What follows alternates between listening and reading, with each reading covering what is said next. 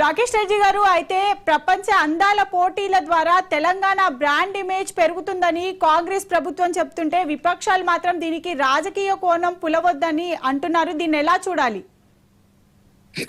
ఈ మాట నవ్వుతారండి.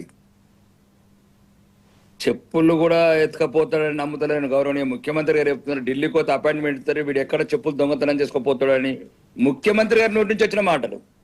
అప్పులు ఉడతలేవు, నమ్ముతలేవు. మొత్తానికి మొత్తం దివాలా తీసిన ప్రభుత్వం.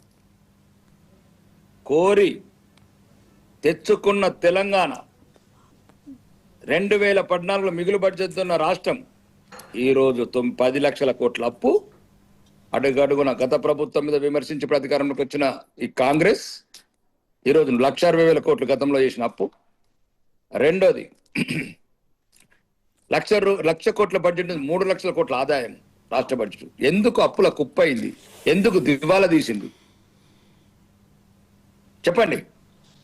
నాయకత్వ పటిమ లేకుండా తెలంగాణ ప్రజల అమాయకత్వాన్ని ఆసరా చేసుకొని అడ్డగోలు వాగ్దానాలు చేసి ఈరోజు నన్ను చంపుకొనరి, నన్ను కోసుకోనరి, ఇదా ముఖ్యమంత్రులు మాట్లాడే భాష? ఇదా ఎక్కడ నాయకత్వ లక్షణాలు? ఇవన్నా నాయకత్వ లక్షణాలు? అంటే తెలంగాణని రిప్రజెంట్ చేస్తుంది అని అన్నారు కదా సార్.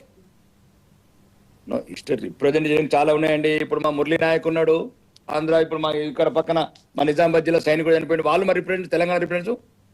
ఇప్పుడు నేను అందాల పోటీ గురించి ఈ సమస్య కరెక్ట్ కాదు. నేను ఇప్పుడు అందాల పోటీల గురించి ఈ సమయంలో అవసరం లేదు. అసలు యుద్ధమే కాదు, యుద్ధం లేకముందు మా తెలంగాణ మొత్తం అప్పులమయమైంది, చెప్పుల దొంగ అనుకుంటున్నారు, చెప్పులు ఎత్తుకపోతే గౌరవనీయ ముఖ్యమంత్రి అన్నాడు.